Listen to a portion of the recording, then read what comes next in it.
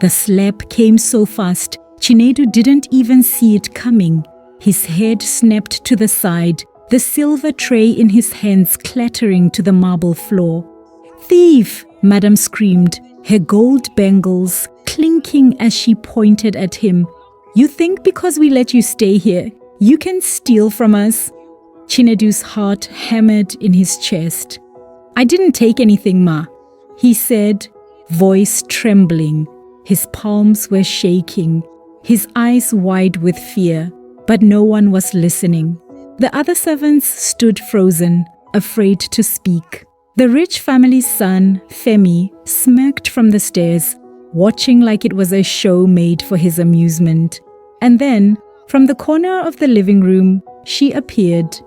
Ada, the daughter of the house, the only one who ever spoke to Chinedu like he was human. "Mother, stop," Ada said softly, stepping between them. "You didn't even check if it was really him?" Madam glared at her. "Who else would it be? He's the only one who touches your father's things." Chinedu's mind was spinning. He wanted to defend himself, to explain, but his voice was gone. He could only watch as Mr. Adewale, the master of the house, walked in holding a leather belt. "What's happening here?" he demanded. "Your daughter's phone is missing," Madam said coldly, and this useless boy was the last one cleaning her room. The look on his face told Chinedu everything.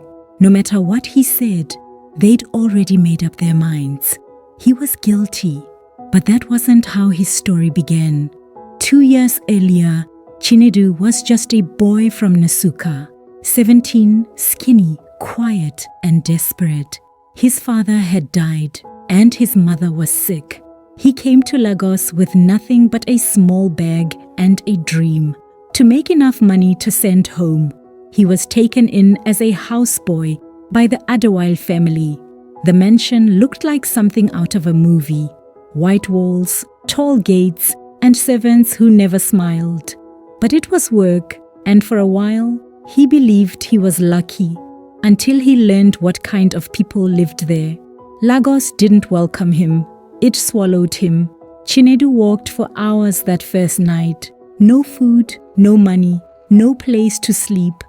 Rain poured down like punishment from the sky. He found shelter under a bridge near Ojuelegba, clutching his torn bag close to his chest. Inside were the only things he owned: a Bible, 2 shirts, and a picture of his mother smiling before sickness stole her strength. He stared at that picture for a long time, whispering to it, "I'll make it, Mama. I promise." The city didn't care about promises. By morning, his stomach was empty and his spirit almost gone, but he refused to beg. Instead, he wandered from shop to shop, asking for work. Most people didn't even look at him. A few threw insults. One man said, "Go back to your village. Lagos is not for people like you." Still, he didn't stop. After 3 days, he found an old mechanic named Baba Seyi who needed help washing cars. The pay was small, 500 naira a day, but it was survival. He worked like a machine. When others took breaks, he scrubbed harder.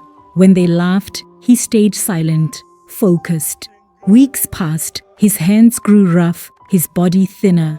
But slowly, the mechanic shop became his new world. One afternoon, a customer arrived. A sleek black Mercedes-Benz, the kind only the rich drove. The man who stepped out was different. Clean suit, soft voice, and kind eyes. He watched Chinedu washing cars and asked, "You work here every day?" "Yes, sir," Chinedu said. The man nodded. "You have the eyes of someone who wants more."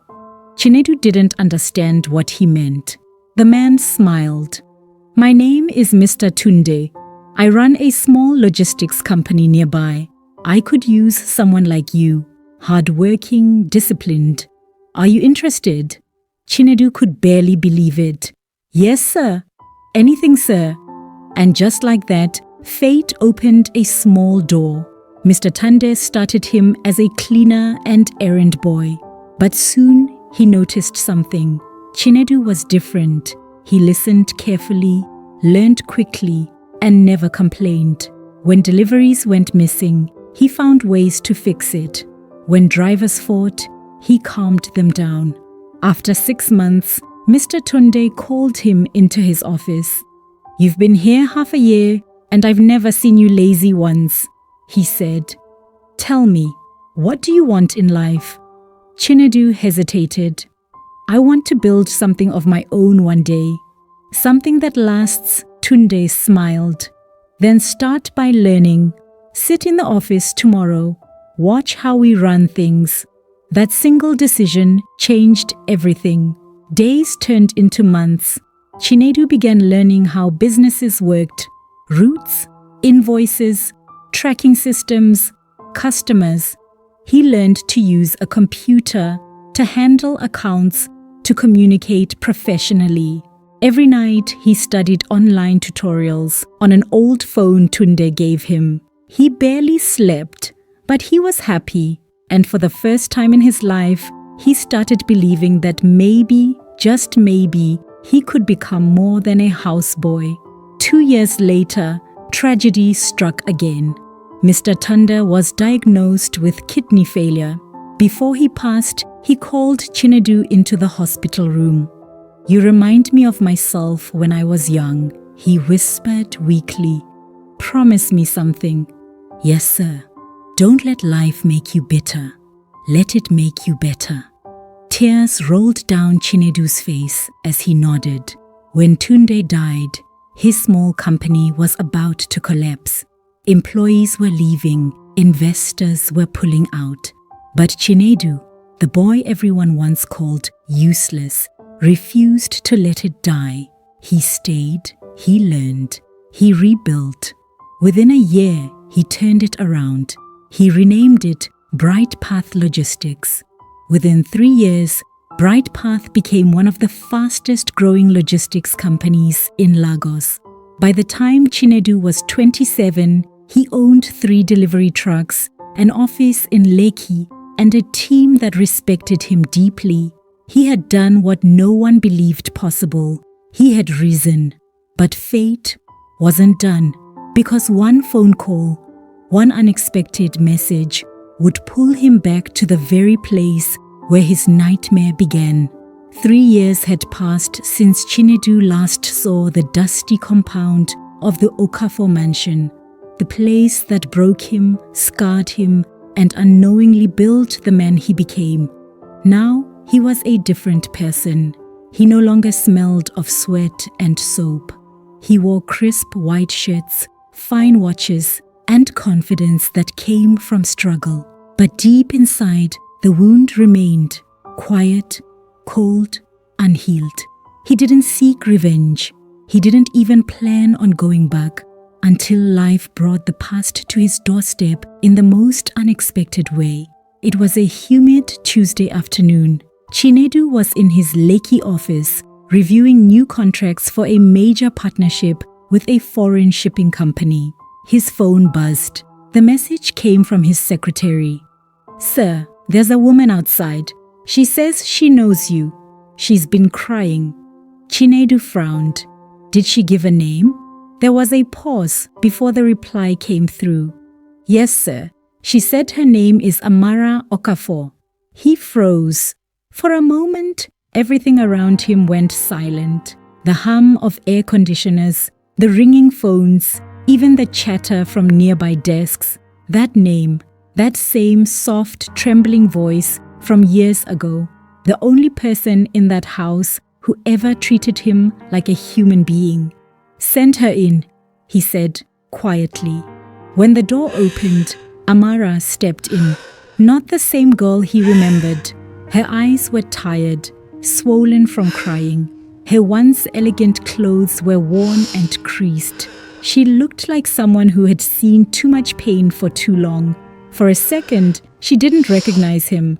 "Good afternoon, Ma," he said, his voice calm, professional. She blinked, confused. You're Chinedu?" He nodded slowly. Yes, Ma. It's been a long time. Her lips trembled. I didn't know where else to go. He gestured for her to sit, keeping his tone neutral. What happened? Amara's story came out in fragments, shaky, painful fragments that made the room feel smaller with every word. After Chinedu left, everything in their family started to crumble. Mr. Okafor, her father, invested in a series of fraudulent real estate deals that went wrong. He borrowed heavily to maintain their status. Then came a failed contract, a lawsuit, and eventually, total financial collapse. The family went from owning mansions to renting a small, decaying apartment in the outskirts of town. Her mother fell sick. Her father's friends abandoned him. And to make things worse, their former business partners began threatening them over unpaid debts. I didn't come to ask for money, Amara said, her voice breaking. I didn't know who else to turn to. You were always kind, always honest. Chinedu leaned back in his chair, silent. A storm of emotions raged inside him. Memories of humiliation, nights of hunger, the cold slap of being called a thief. And now, the same people who ruined him were drowning. It was poetic.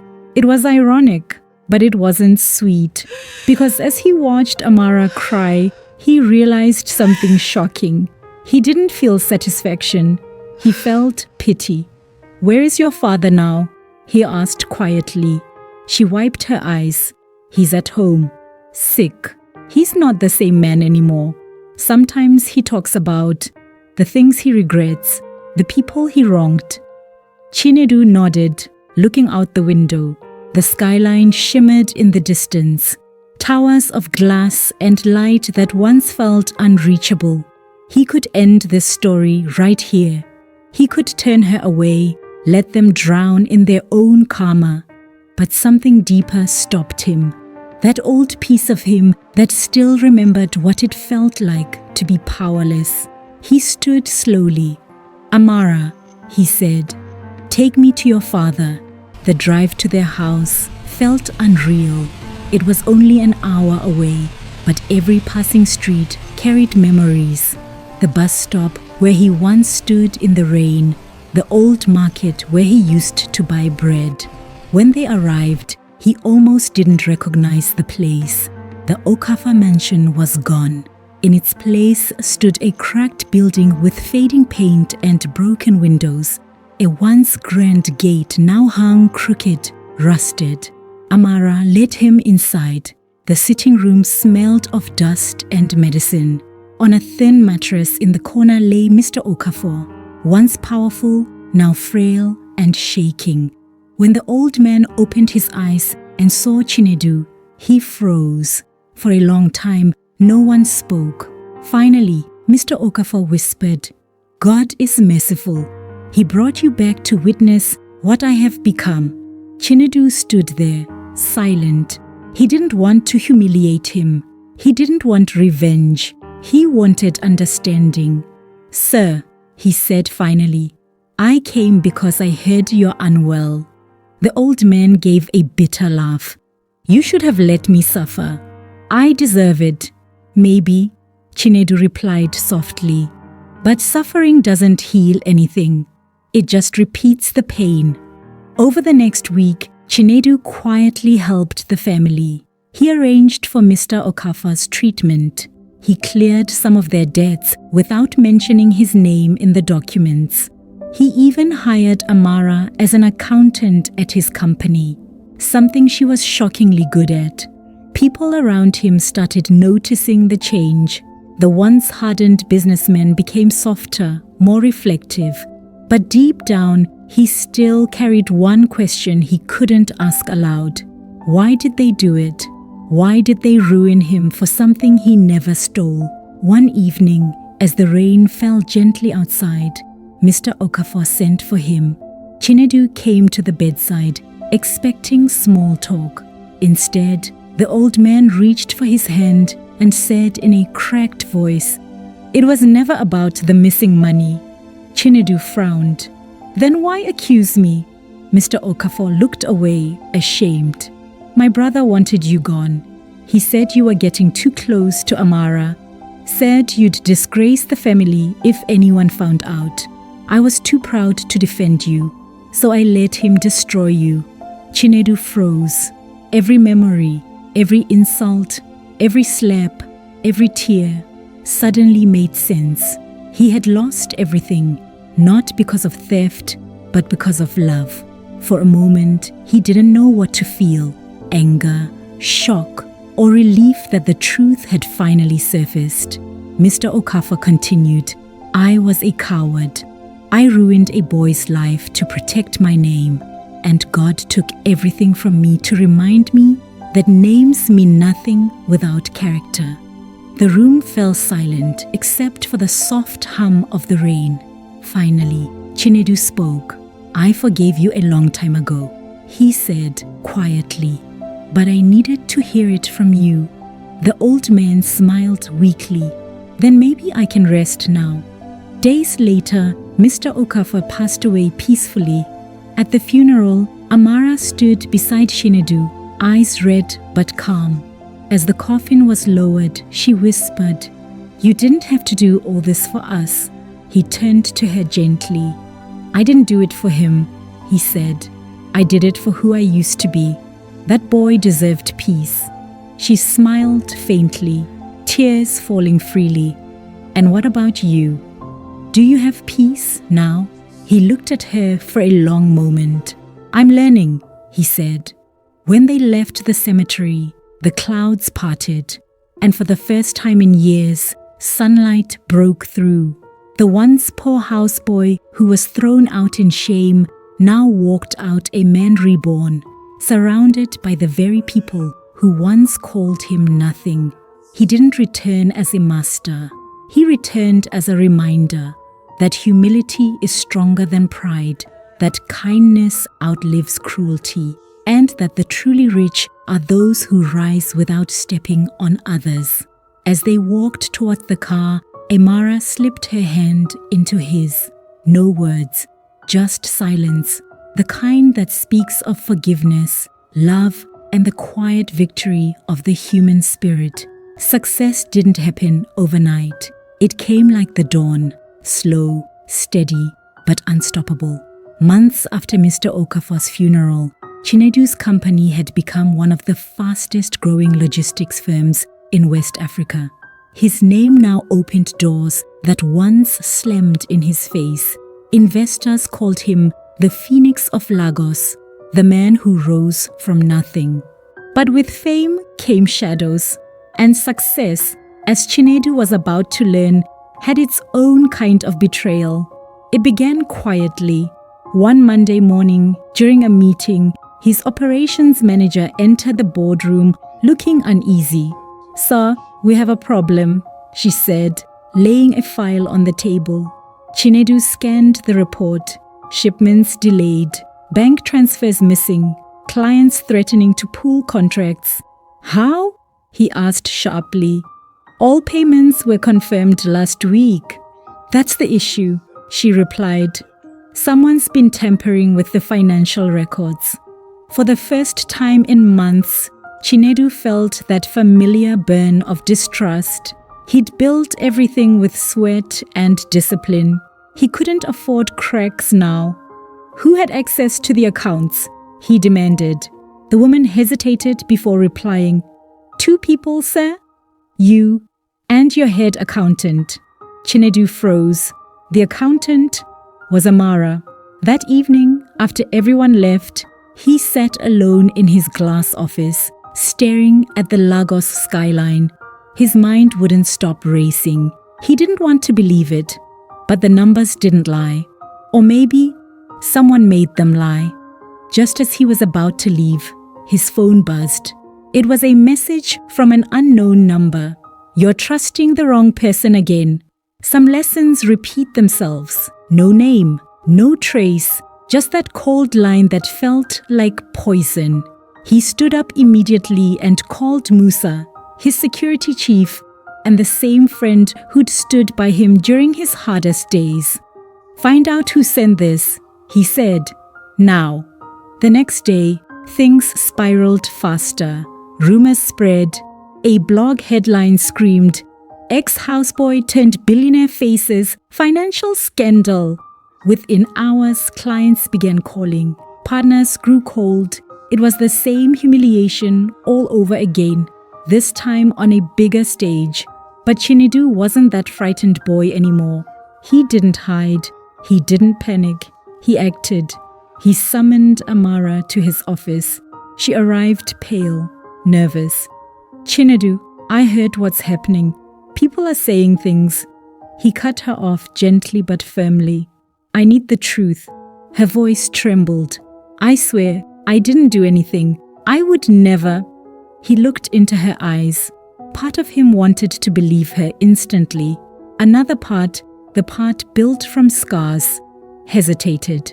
Before he could speak, Musa entered, holding a printed email log. "Boss, we found something." He placed the papers on the table. The transactions weren't done from Amara's account. They were done using her login, but the IP address led to someone else, a rival company owned by one of Chinedu's old enemies.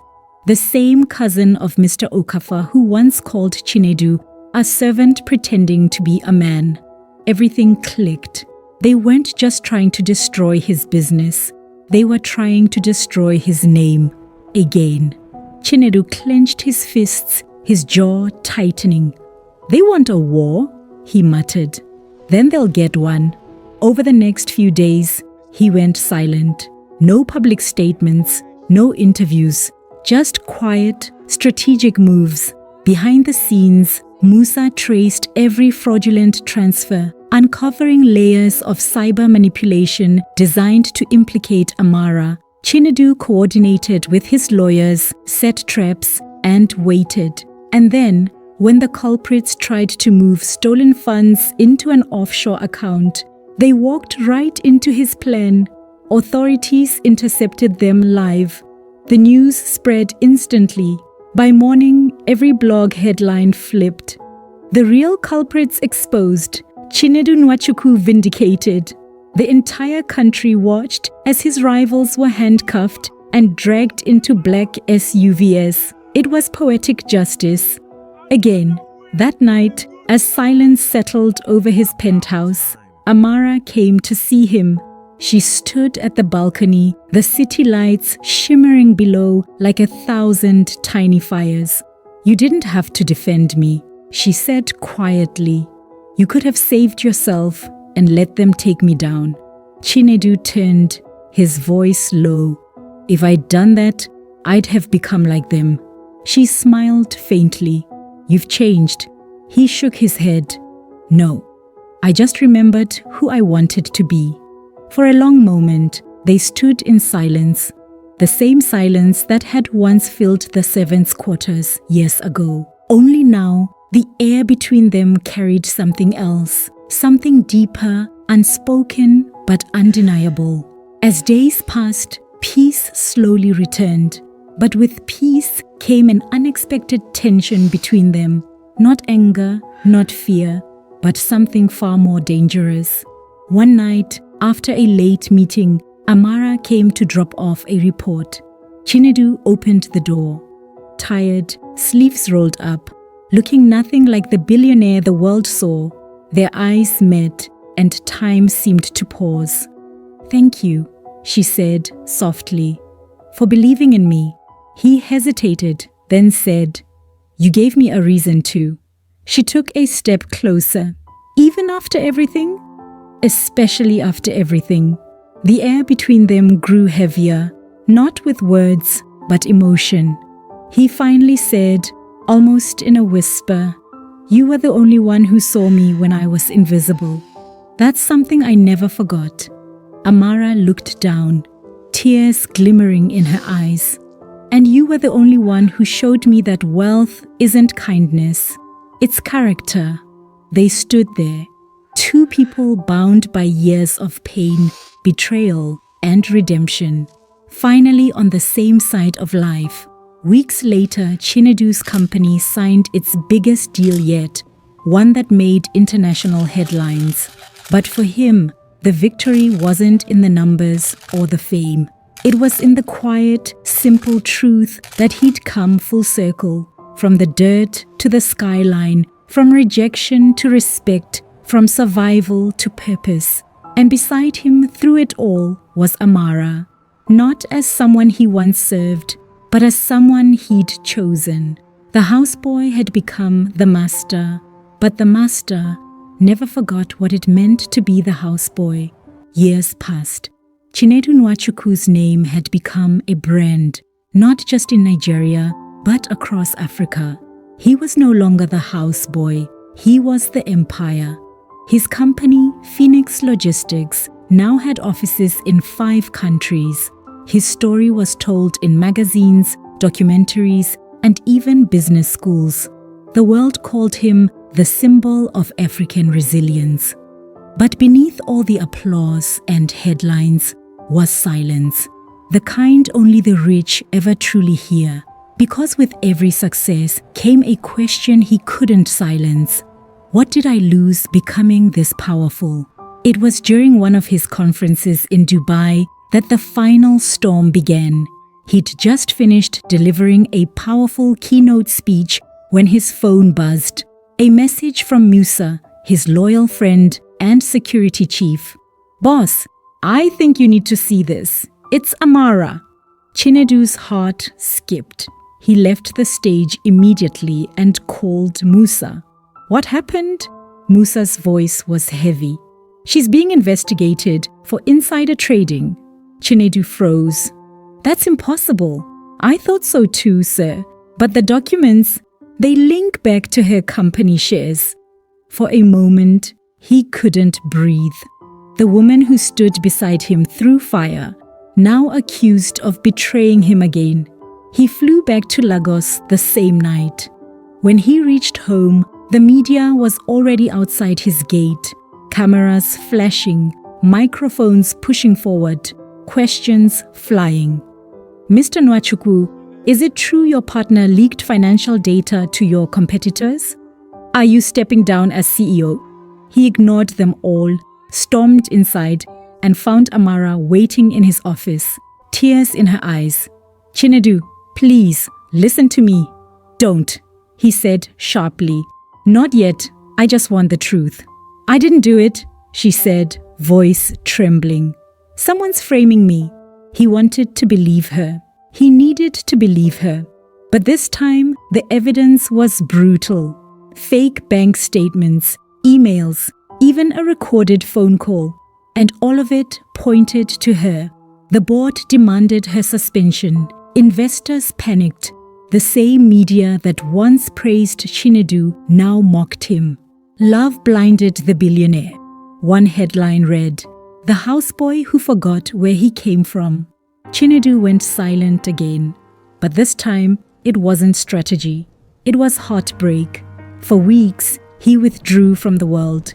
He stopped going to meetings, ignored calls, and stayed in his old mansion, the one where it all began.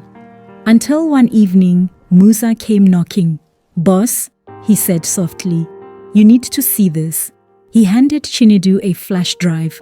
"What's this?" "Proof," Musa said, "real proof." The footage was grainy from a private CCTV camera near their office servers.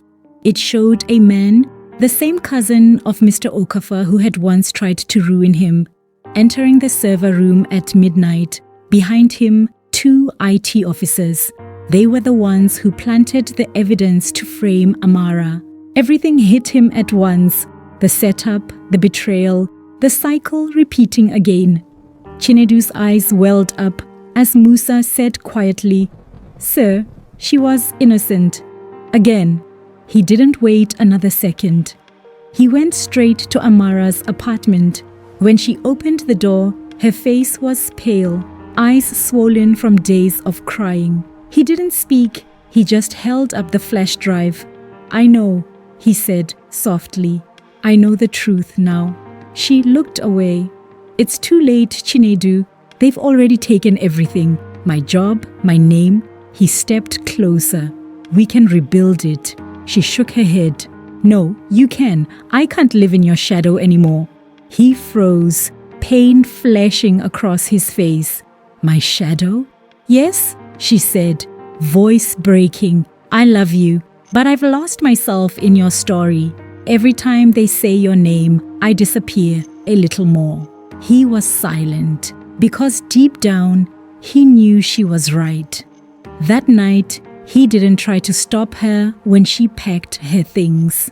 He just stood by the window, watching her car disappear into the rain, the same way he once watched his own dreams vanish years ago. Sometimes, the hardest thing isn't losing everything. It's losing the person who believed in you when no one else did. Months later, Chinedu held a press conference, not to defend himself, not to fight anyone, but to step down as CEO. "I built this empire from pain," he said, "but it's time to build something from peace." Reporters were stunned. "What will you do next, Mr. Nwachukwu?" one asked. He smiled faintly. "Something that reminds me of where I came from." Weeks later, news broke that he'd started a foundation, the Phoenix Project, focused on helping underprivileged youth get education, jobs, and housing. Every building carried one symbol, a single feather, the mark of rebirth. At the opening ceremony, Chinedu stood before hundreds of young people wearing donated uniforms. He spoke from the heart. "I was once a houseboy," he said, "not by choice, but by circumstance. But I learned that true wealth isn't what you own, it's what you give back." The crowd erupted in applause, and in the back row, unnoticed by most, a woman stood watching. It was Amara, smiling, tears in her eyes. She didn't come to speak. She just came to see him one last time, doing exactly what he was always meant to do. As the sun dipped below the skyline, Chinedu looked out at the cheering faces and whispered to himself, "From the dust, I rose. From the pain, I learned, and from love, I became human again." The houseboy had become the master, but in the end, the master became something greater, a legend.